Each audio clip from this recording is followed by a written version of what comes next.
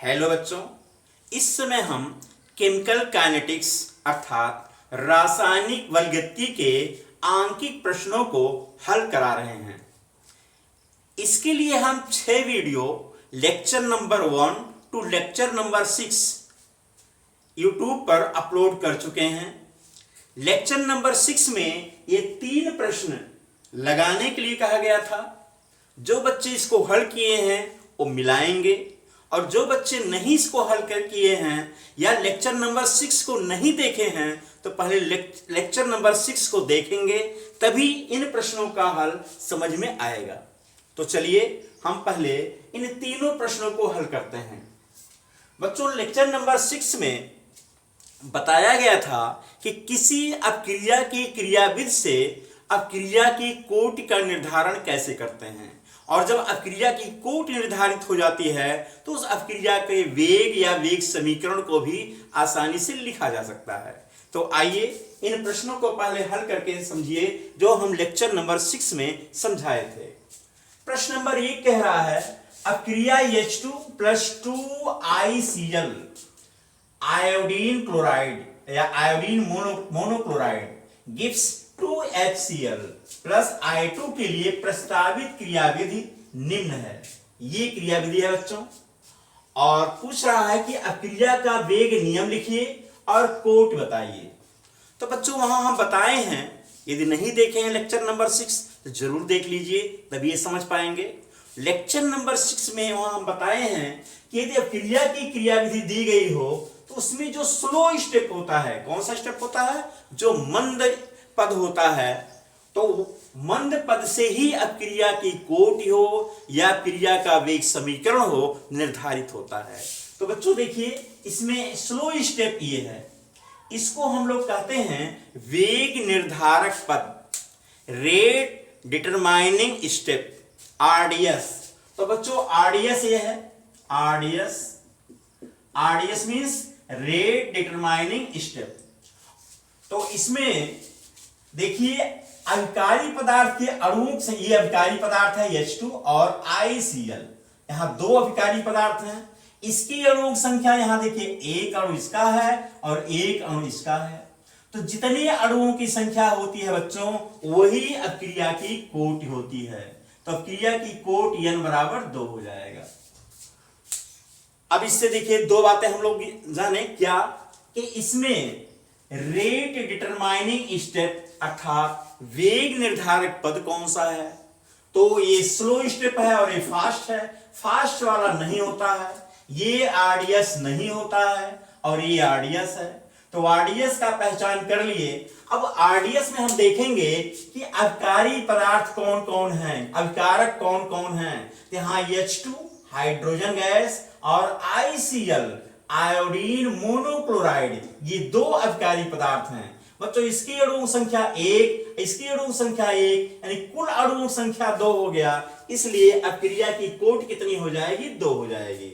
अब चलिए यहां जो प्रश्न दिया है इसको हम कैसे लिखेंगे, तो यही मैं लिख दे रहा हूं, अपक्रिया का वेग नियम।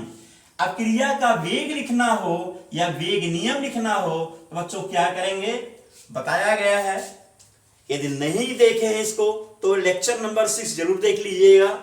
अपक्रिया का वेग नियम R = हो जाएगा बच्चों, यहां वेग स्थिरांक के बारे में कुछ नहीं दिया है, यानी इसका वेग स्थिरांक कितना है ये नहीं दिया है। यदि नहीं दिया है तो हम अपनी तरफ से यहां K लिखेंगे, R = K, और इसके बाद क्या लिखेंगे, molar concentration of H2, molar concentration of H2। जो अभिकारी पदार्थ दिया रहेगा बच्चों उसका यहां मोलर कंसेंट्रेशन यानी मोलर सांद्रता लिखेंगे, मतलब H2 को बड़े कोष्ठक में लिख देंगे। इसी तरह से यहां क्या लिखेंगे, देखिए यहां ICl, तो मोलर कंसेंट्रेशन ऑफ ICl कर लेंगे। ICl यानी आयोडीन मोनोक्लोराइड को हम बड़े कोष्ठक में कर लेंगे। और बच्चों जरा देखिए, इसकी अणु संख्या 1 है, इसलिए इसका भी पावर 1 होगा, 1 न लिखे तब भी काम चल जाएगा। इसकी भी अणु संख्या 1 है, इसका भी पावर 1 होगा, न लिखे तब भी काम चल जाएगा। यही R = K, molar concentration of H2 into molar concentration of ICl, यही अपक्रिया का वेग नियम हो जाएगा। और अपक्रिया की कोटि अभी ऊपर में मैं बता चुका हूं, यहां लिख लीजिएगा अभिक्रिया की कोटि, अभिक्रिया की कोटि, अभिक्रिया की कोटि n इक्वल टू हो जाएगा 2। तो इस तरह से प्रश्न नंबर 1 हल हो गया। इसमें कुछ खास था नहीं, ऐसे प्रश्नों में कुछ खास रहता नहीं है। मान लिया ऐसा प्रश्न पूछा जाता है तो ऐसे ही प्रश्न लिख करके और यहाँ अभिक्रिया का वेग नियम इक्वल टू ये और अभिक्रिया का वेग ये ऐसे लिख लेंगे। इस तरह से बच्चों इसका आंसर हम लोग लिख लिए। अब चलिए देखिए प्रश्न नंबर 2। प्रश्न नंबर 2 क्या कह रहा है, अभिक्रिया के क्रम में A gives B, B gives C, C gives D और A गिव्स B इस अभिक्रिया के लिए बच्चों वेग स्थिरांक या वेग नियतांक K1 है, B2C के लिए K2 है, C2D के लिए K3 है और यहां दिया हुआ है K3 greater than K2 greater than K1। मतलब इससे अब हम पूछें कि वेग स्थिरांक किसका कम है, सबसे कम किसका है, तो बच्चों K1 का वैल्यू सबसे कम है, K1 का वैल्यू सबसे कम है, K1 का वैल्यू कम, K1 का वैल्यू कम यानी वेग स्थिरांक K1 का मान कम है, इसलिए आरडीएस कौन होगा, आरडीएस बच्चों ये हो जाएगा, ये हो जाएगा आरडीएस। आरडीएस आरडीएस समझ चुके होंगे, rate determining step, rate determining step अर्थात वेग निर्धारक पद। बच्चों ये हो जाएगा वेग निर्धारक पद। तो इसमें पूछा है अभिक्रिया का वेग निर्धारक पद कौन सा, बस यही पूछा ही है, तो ये टू बी यानी फर्स्ट विकल्प सही है, ये सही है। इसका उत्तर कैसे लिखेंगे, उत्तर लिखेंगे अतः विकल्प फर्स्ट, विकल्प फर्स्ट ए टू बी सत्य है। तो इस तरह से ये बहुत आसान प्रश्न थे, 2 प्रश्न। इसके इन दोनों को जानने के लिए बच्चों लेक्चर नंबर 6 में एक बार और कह रहा हूं, जरा एक बार देख लीजिएगा पड़ेगा। बच्चों अब हम लोग एक प्रश्न नंबर 3 लगाएंगे। देखिए प्रश्न नंबर 3 क्या कह रहा है, अभिक्रिया A गिव्स B के लिए जब अभिकारक A की सांद्रता 9 गुनी की जाती है तो अभिक्रिया की दर तिगुना हो जाता है। अभिक्रिया की कोट ज्ञात कीजिए। बच्चों ये प्रश्न समझने के लिए आप लोगों को लेक्चर नंबर 5 और लेक्चर नंबर 6 दोनों देखना पड़ेगा। इसका सूत्र तो हम लेक्चर नंबर 5 में बताए हैं, 5 में भी क्वेश्चन लगवाया गया है और 6 में भी क्वेश्चन लगवाया गया है। फिलहाल चलिए अब ये लेक्चर नंबर 7 में इसको हल कर दे रहे हैं। देखिए कैसे हल करेंगे। पहले लिखेंगे प्रश्नानुसार, प्रश्नानुसार। बच्चों यहां इसको देखेंगे कि अभिक्रिया का समीकरण किस प्रकार से है। यहां देखिए अभिक्रिया का समीकरण है A gives B। प्रश्नानुसार A gives B का वेग समीकरण, इस अभिक्रिया का वेग समीकरण हम क्या लिख सकते हैं, R इक्वल टू, देखिए एक ही अभिकारी पदार्थ है, एक ही अभिकारी पदार्थ है, इसके वेग स्थिरांक को हम मान लेंगे को K है, क्या है K, तो R इक्वल टू हो जाएगा K molar concentration of A और इसकी कोटि मान लीजिए n है, क्योंकि कोटि ज्ञात करना है। देखिए अभिक्रिया की कोटि ज्ञात करना है, इसको हम n मान लेंगे। बच्चों ये वेग समीकरण क्या बताता है, क्या इंगित कर रहा है, R proportional to molar concentration of A power n, ये इंगित कर रहा है R proportional to molar concentration of n। और इसके आधार पर बच्चों हम फार्मूला क्या लिख सकते हैं, क्योंकि यहां देखिए अभिक्रिया की दर भी परिवर्तित हो रही है और अभिकारक की सांद्रता भी परिवर्तित हो रही है, तो इसके आधार पर यहां लिखेंगे R1 by R2 equal to, और यहाँ कंसंट्रेशन है तो A न लिख करके अब हम उसको C1 C2 लिखें तो और अच्छा रहेगा, तो हम लिख देते हैं C1 बाई C2 और टोटल पावर n हो जाएगा। अब बच्चों वैल्यू रखने की कोशिश कीजिए, सवाल को एक बार और पढ़िए। अभिक्रिया A गिव्स B के लिए जब अभिकारक A की सांद्रता 9 गुनी की जाती है तो अभिक्रिया की दर तिगुना हो जाता है। सांद्रता कितनी की जा रही है, सांद्रता पहले C1 है और C1 से अब 9 गुनी कर दी जा रही है, यानी हम क्या लिखेंगे, इसके जगह पर लिखेंगे C1 तो रहने दीजिए, C2 का वैल्यू 9 गुनी हो जा रही है, तो C1 में 9 का गुणा कर देंगे तो 9 गुनी हो गया 9C1 और पावर हो जाएगा n। 9 गुनी हो जाती है तो अब क्रिया की दर तिगुना हो जाता है। क्रिया की दर तिगुना, R1 तो R1 ही है, प्रारंभिक दर है, और R2 कितना हो जा रहा है, तिगुना हो जा रहा है। R1 का तिगुना यानी R1 से 3 गुना, तो R1 में हम 3 का गुणा कर लेंगे, 3R1 ऐसे लिख लेंगे।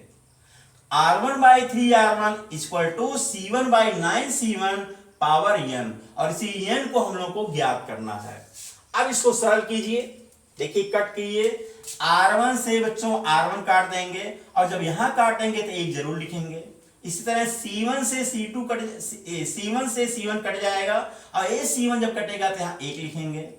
इसके आधार पर हम लोग लिखेंगे इंप्लाइज दैट, अब क्या हो गया, यहां 1 है यहां 3 है, तो 1/3 हो जाएगा बराबर, और यहां क्या बच गया 1/9 और टोटल पावर n हो गया। मतलब इसको सरल करने पर ये मिल गया। अब बच्चों इसको और सरल करने की कोशिश कीजिए, फिर लिखेंगे इंप्लाइज दैट, यहां तो 1/3 ही रहेगा, और यहां जरा देखिए इसको हम लिख सकते हैं 1/3 बराबर, इस 1/9 को हम लिख सकते हैं 1/3 का स्क्वायर, 3 का स्क्वायर करेंगे 9 हो जाएगा, और टोटल पावर हो जाएगा n। बच्चों इसको और सॉल्व कीजिए, इंप्लाइज दैट 1/3 तो यहां रहेगा ही रहेगा, इसको जरा देखिए क्या हो जाएगा, ये तो हम समझा चुके हैं, डायरेक्ट हम लोग इस घातांक का प्रयोग कर लें, a पावर m, a का पावर मान लीजिए m है, और टोटल पावर n है, तो ये हो जाएगा a power m into n। तो यहां देखिए यहां 1 है, डायरेक्ट 1 लिख दीजिए, कोई दिक्कत नहीं, 1 का पावर कुछ भी करेंगे 0 को छोड़कर 1 ही रहेगा। लेकिन यहां 3 का पावर 2 है और टोटल पावर n है, तो बच्चों 3 का पावर 2n हो जाएगा, 3 का पावर 2n हो गया। अब हम 3 का गुणा कर लेंगे, और इसका गुणा इससे करेंगे, लेफ्ट हैंड साइड रखेंगे, तो ये हो जाएगा, इसका गुणा इससे कीजिए, यानी 3 पावर 2n का गुणा 1 से करेंगे तो 3 पावर 2n इक्वल टू 3 हो गया। और यहां देखिए 3 का पावर 2n है, और यहां 3 का पावर कुछ नहीं है, तो क्या समझेंगे बच्चों, 1 समझेंगे।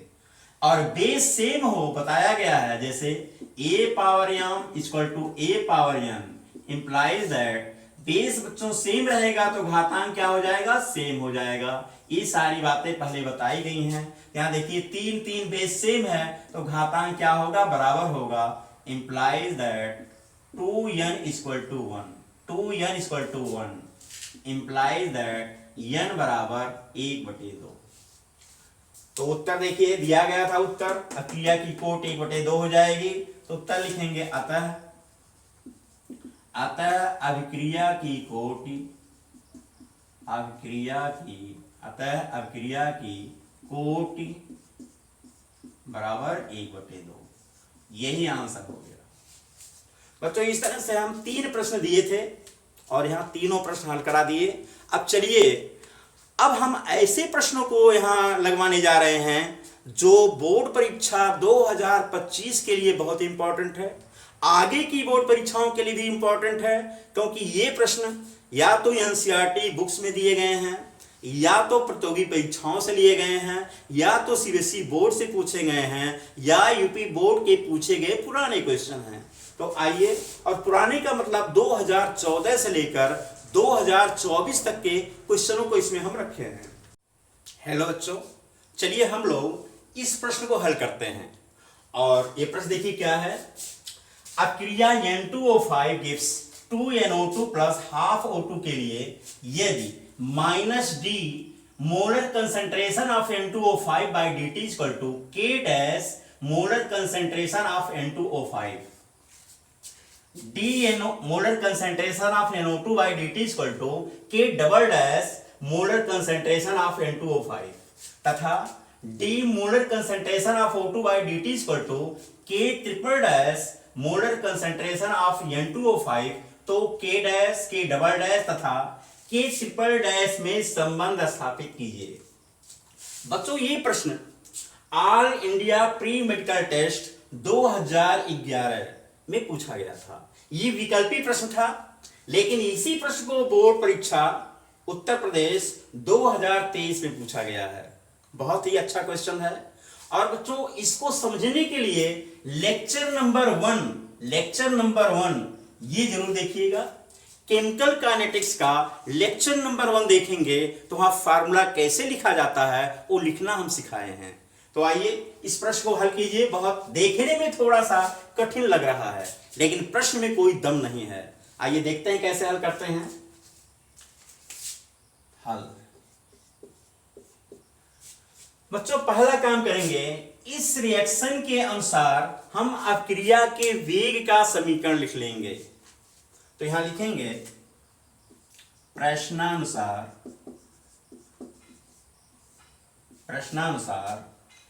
N2O5 gives 2NO2 plus half O2 के अभिक्रिया की दर R इक्वल टू, बच्चों याद कीजिए किस तरह बताया गया था। ये अभिकारी पदार्थ है और ये दोनों उत्पाद हैं। ये रिएक्टेंट है और ये दोनों प्रोडक्ट हैं। तो रिएक्टेंट की मोल की सांद्रता में बच्चों बताया गया था कमी आती है और इन दोनों की सांद्रता में वृद्धि होती है। इसलिए इसके लिए जब हम अभिक्रिया की दर लिखेंगे तो यहां माइनस चिन्ह पहले यूज करेंगे, माइनस। और जरा यहां देखिए स्टोइकोमेट्रिक कोएफिशिएंट कितना है, यहां कुछ नहीं है। स्टोइकोमेट्रिक कोएफिशिएंट कुछ नहीं है मतलब 1 है। तो यहां माइनस 1/1 का कोई मतलब नहीं है। और अब क्या लिखेंगे, डी। चूंकि यहां देखिए डी के रूप में दिया है बच्चों, तो हम डी ही लिखेंगे। D molar concentration of nitrogen pentoxide N2O5 by हो जाएगा dt।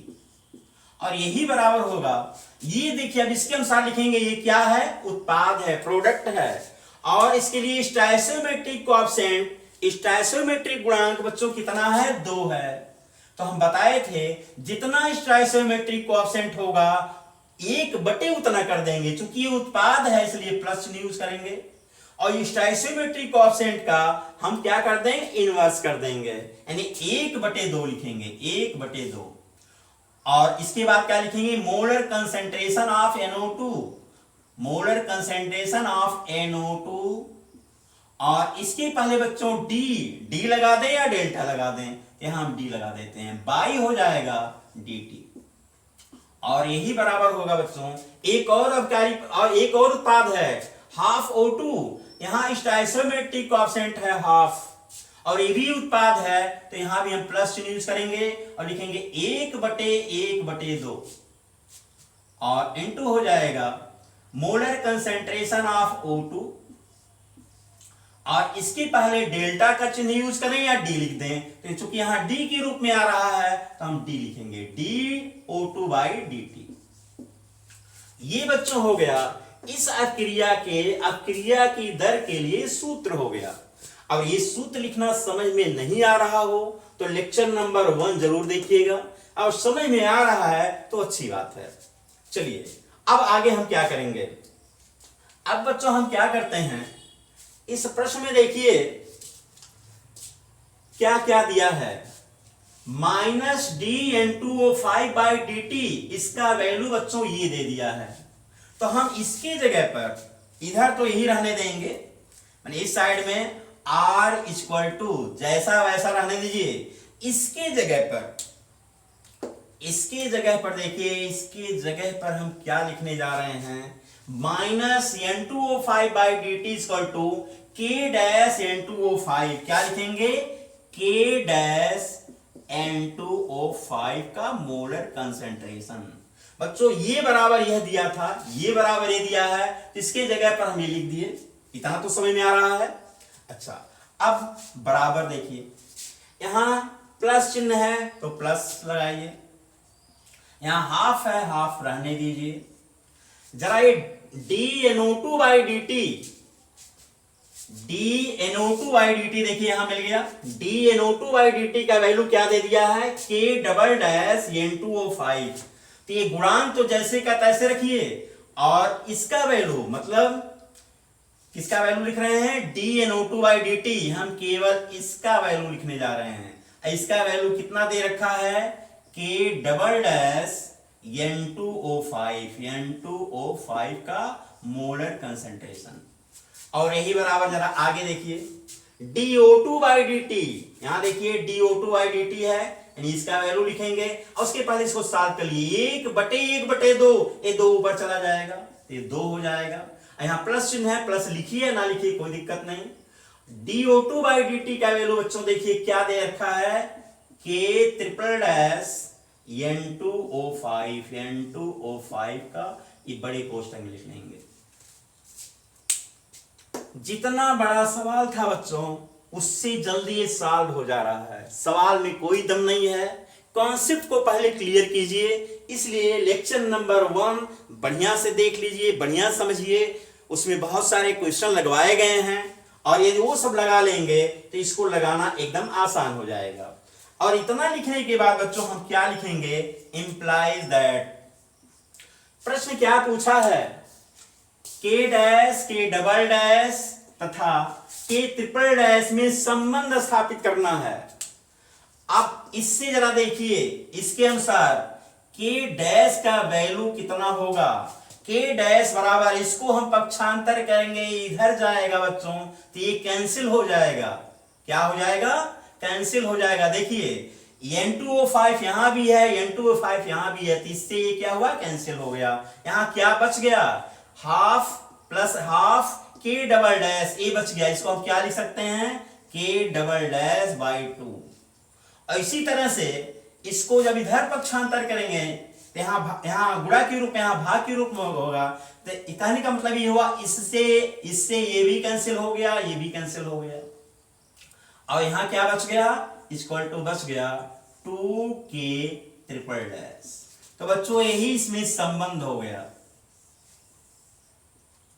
यही K dash K double dash और K ट्रिपल डैश में संबंध स्थापित हो गया, यही आंसर हो गया। बोलिए, सवाल में कोई दम है, नहीं है, तो इसको बढ़िया से समझिए और जरूर लगाइए, क्योंकि ये बोर्ड परीक्षा 2023 में आ चुका है और ये प्रतियोगी परीक्षा all India pre medical test 2011 में भी आया था।